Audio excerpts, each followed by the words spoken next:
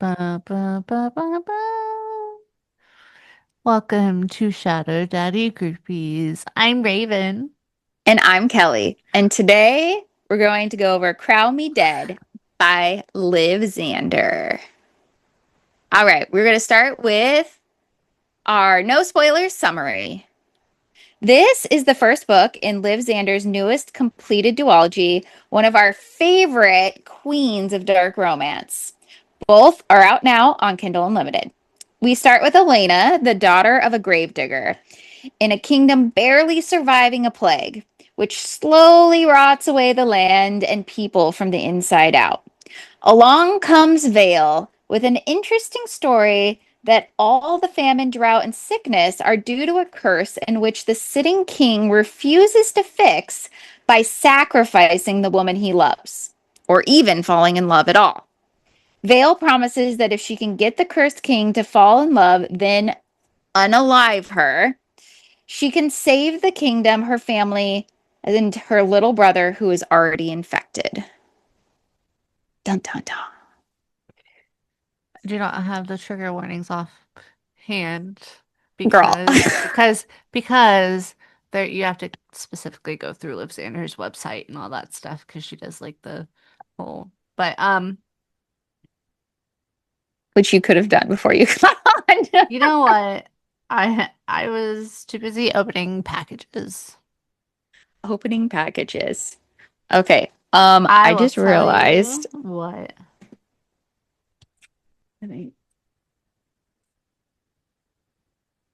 Okay, sorry. What? I had to turn the thing off. Making too much noise. Okay. All right. So, major trigger warnings. Death and heavy force of focus on graves, decay, and rot. Terminal illness, murder and threats of death, graphic or disturbing imagery tied to disease or bodily decay, violence and cruelty, dark romance elements, power imbalance, coercion, bargain, seduce, becoming queen, die, something, manipulation, and morally gray. Wow, they give really shit things. This is not her actual thing, but sexual content, explicit scenes, potential dubious sin, coercion dynamics, coming those under, but that's enough. It's just really dark. It's really gross. It's really grimy, and it's really fucked up. Okay. All right. Those are your trigger warnings Amen. via Raven. Okay, Raven. What did you think of the book? Out of Um, 5 stars, what did you rate it? I gave it a 4 because I love Liv. What'd you give it? I gave it a 4 because I love Liv. I feel like it was just something that she probably had just chilling in her notes app. And she was like, oh, let's just put this on there. I wrote, I feel like this was an appetizer. It was short. Um, It was it was on short. the shorter side. I think it was like 250. 300. Yeah, it was less than 300 pages. It was just like, it felt like a snack. I Yeah. finished it in one night and, um, Yep. it was definitely like Liv Zander style for sure. But it just didn't give me the same sort of like depth that I got necessarily from Feathers So Vicious. And I just felt like it was a nice little dark romance I snack. feel like it was intentionally not a very in-depth story. Like that, because she really didn't, like, she knew what she was doing. She obviously knew that they probably needed more time in the beginning to build up these characters and build up this scene and stuff like that and get you really hooked and it took me a minute to get hooked onto this. I was like, what am I reading? What's going on? But then when it started flowing, I was like, oh, it's kind of cool, kind of munchy, snacky, feely. I don't know what the second one's like. I don't know the length. Um, but yeah. I don't know if that's gonna like compensate for. anything that's left behind. And I do want to say one thing. Being so privileged to have interviewed her, and friends with her, sort of. Um, and reading those 8 chapters that she had sent me of another book and the detail that's in that book is so, so extreme that I feel like this was like in her notes app. Mm. I mean, the comparison is just like this was for fun. You feel like she's capable of more. I know she's capable of more. Yeah. I Okay. Yeah, I get that. I felt like this was just like, yeah, I could see that, like a fun little thing that she was like, "Oh, I got bored and wrote a book, and here it is." I feel like maybe she's had some of these ideas kind of like stewing for a while, Mm. and she's probably like, I should just go ahead and finish this and You just know what this reminds me of is R. Martin, the Game of Thrones guy. He I don't even know if he's finished the series, but people often complain that he hasn't finished the series, and it's been like a really, really long time since he's come out with another book. And they're like, dude, finish the series. In the meantime, he's written like a whole other series. He keeps writing other books other than finishing his Game of Thrones series. And everyone's like kind of makes fun of him for it. So for me, when you were talking, I was like, maybe she's writing this really epic fantasy over here, and then when she gets stuck or bored, she just has to go and write something else over here to like until she's ready to it's like come to back. fuel up. Yeah, It's the yes. distraction she needs over here to like get motivated to finish this one. Yeah, because I can tell you that book that she had sent me was phenomenal. I was like, oh my goodness, like, and yeah, this isn't what we're talking about, and nobody knows about this, so we're not going to talk about this. But it is so good, and Hmm. this was, you know what? You know what? I am doing shit like this. I have 3 stories floating around in my in my thing, In your notes app. in my documents. I had like the big one, and then I had like this spontaneous spur of the moment. I'm like, I kind of like this idea. And I started writing and I'm like, oh shit, I could actually probably tie this into my main story. So Mm. bye bye chapter 1, or maybe do like a prequel. I don't know. Sequel. Yeah, I don't know. Anyways, back Okay, to well, Lysander. let's get back to the book, Yeah. Crown Me Dead. So you have Elena, you have Vale. I kind of saw the twist with Vale coming, like from the beginning. What did you see the twist coming? Yeah, I saw a twist. Hmm. And I really believe that he was his brother. You know, I didn't believe he, I was like, I felt like, I was like, oh, that's not where I thought that was going. And, and I was actually more surprised by the brother twist than I was by the other one. Um, I also, uh, what did you think of King Kale? That's how I'm pronouncing his name. I don't know if that's how you pronounce it, but that's how I'm pronouncing it. That's what I said the entire time. Was It's Kale. kale. It's not Yeah. Cole, it's kale, okay? No. Well, it's spelled more like kale It's spelled kale. Yeah. than kale. Cole. Okay. What did you think of the king? So, okay, I have a question. In the beginning, he's super grotesque and like rotting Yes. away. Yes. And then is he getting better? Is that Yes. okay? So is he getting better because she's falling for him or he's falling for her? Is that why That he's getting better? or is it just she's a great healer and she but so I had the same thoughts. And in my mind I was like thinking, well, if this just keeps going like this, can't this just heal him? You know, why does he have to offer?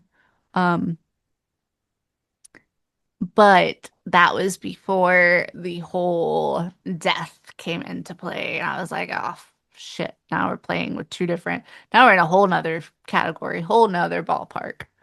So it was, Yeah. Um, okay, oh, so go sorry. ahead. I'm just making the face at the grotesque The scenes, maggots.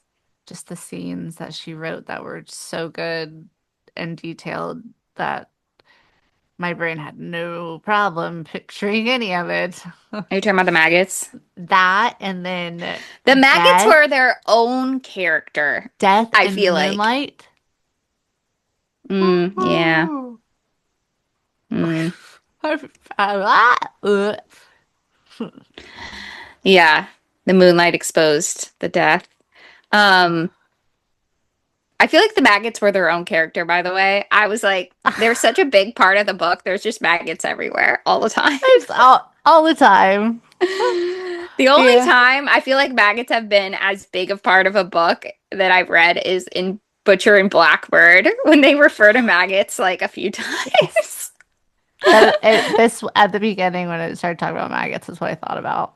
It's Butcher and Blackbird. It's the only one I Um, read of that, so yeah. okay, so you have Elena, you have Vale, you have her brother Darren, who is, is a motivation for what she's doing, but isn't like a super big character. You know, And go ahead, I'm listening. and then Miss Hampshire. Hampshire. Hampshire is what I was saying. I feel like she was an interesting character. I kind of want to see her. It's like there's like five characters in this whole book. It's not a very big cast. It's a short book. There's not very many characters, not a lot. It's like basically three people the whole book with like a side tiny bit of Miss Hampshire and a tiny bit of Darren. Like she keeps it really clean and simple. Yeah, it is the characters are very simple. The oh God, I don't even remember what I was gonna say now.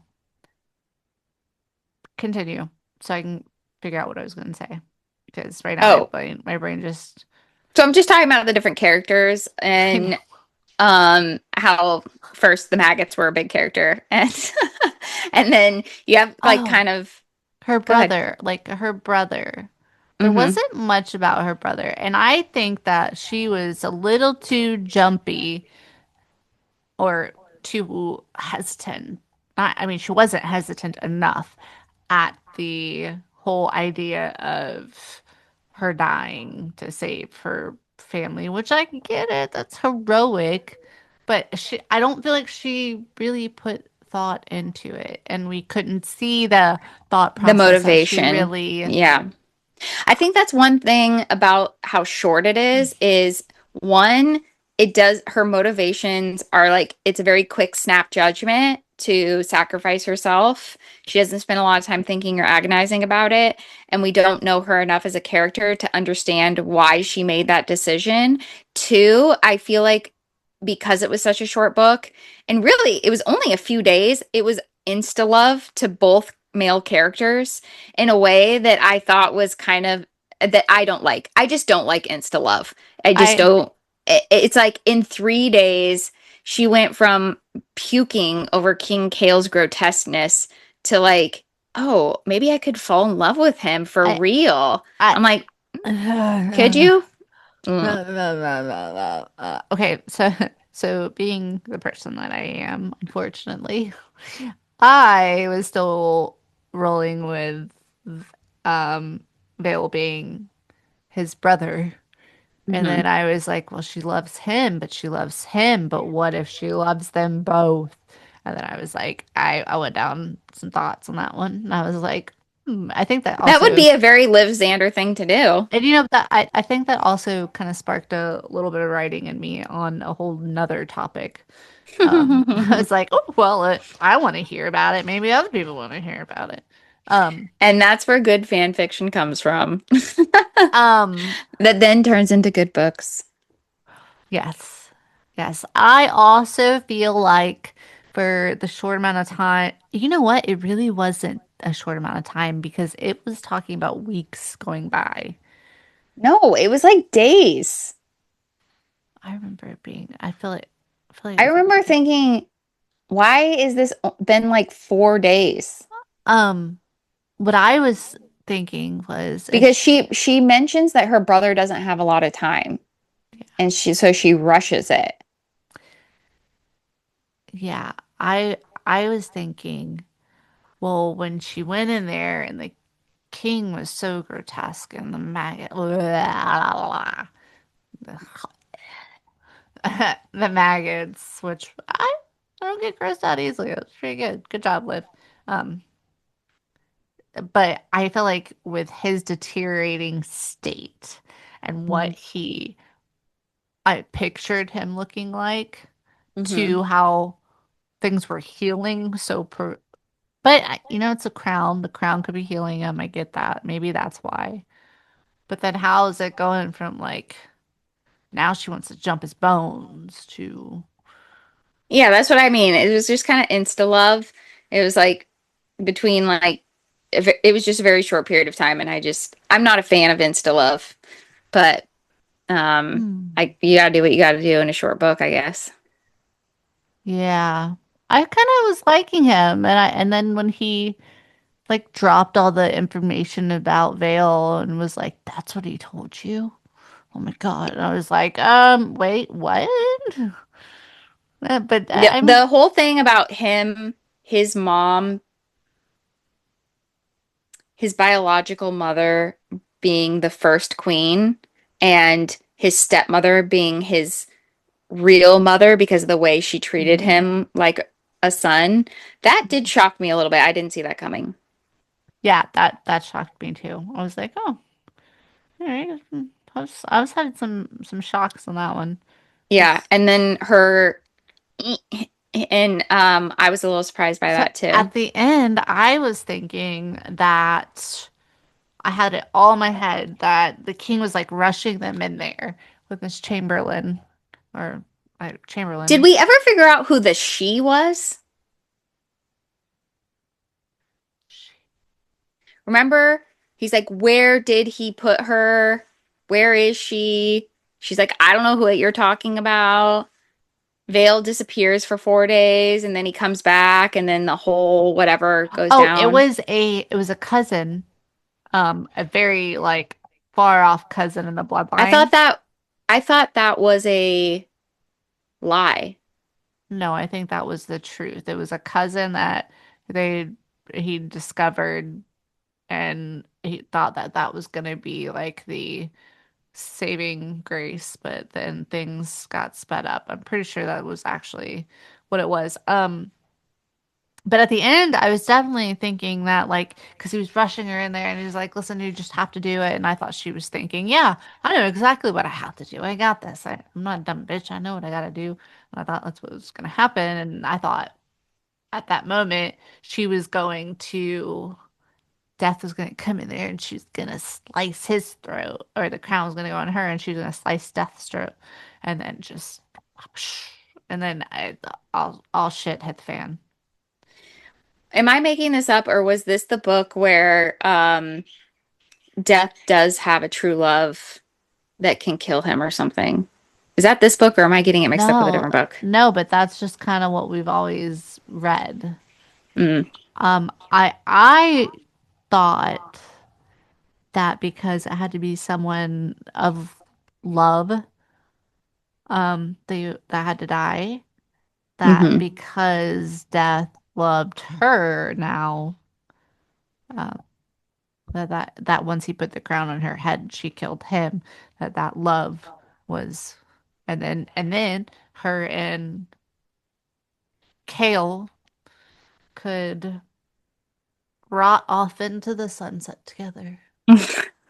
But Kale is dead. Kale's dead. Burr, burr, burr. Bum, bum. Are you going to read the second book? I want to. You should read it. I don't know. No, I don't know. I don't know. I If you can fit it in, let me know. If you fit it in, I'll read it too. I just want to read it and find out what happens. That's the whole reason I wanted to read it. I don't want to read it to. Do I might read it too, but I do have like a couple more books on my Libby. Okay, let's finish this up. All right, so land four this plane. stars. Oh, sorry. 4 stars. So 8 stars. Good job. I will let We you should know. do a 10 stars. Ah, good. We'll talk about that one first. It should be out of 10 stars. Because then if I rated a 5 and you rated a 3, then it's an 8. Touche. Then I wouldn't feel so bad about ratings. I'd be like, yeah, it's 2. Now you carry the weight, Kelly. Okay, did you see that whole thing about rating books out of 5 stars? It you have to like think about it as like an A, B, C, D. And if you rate something a 3 stars, that's a C. That's like not a barely passing grade. 3 stars isn't a good rating. It's a barely passing rating because I guess a lot of people are like, "What do you mean? 3 stars is a great rating?" And the Well, rest of us are yeah, like, that's. "No, 3 stars is not a great rating. A C is not a good grade. I've always thought that meant that. I I C was a good grade." know that it was not a passing. That it was like a below. Yeah, below average. Yeah. It's like okay, for me, 3 stars means it wasn't for me, but I can understand why other people like it. Like I didn't enjoy it that much, Are but we it gonna wasn't bad. let's land the plane? No, I want to talk about Okay, this. that's fine. Okay, fine. Then I don't have to edit Uh, anything. Keep going. no, you ruined it. I'm still going. You ruined it. Oh, Stop recording. I'm done talking about it. I'm done talking about it. Sorry. Ruined it. I didn't ruin anything. Okay, bye. My boobs are deflated. Okay, bye. Oh, well, that's staying in here.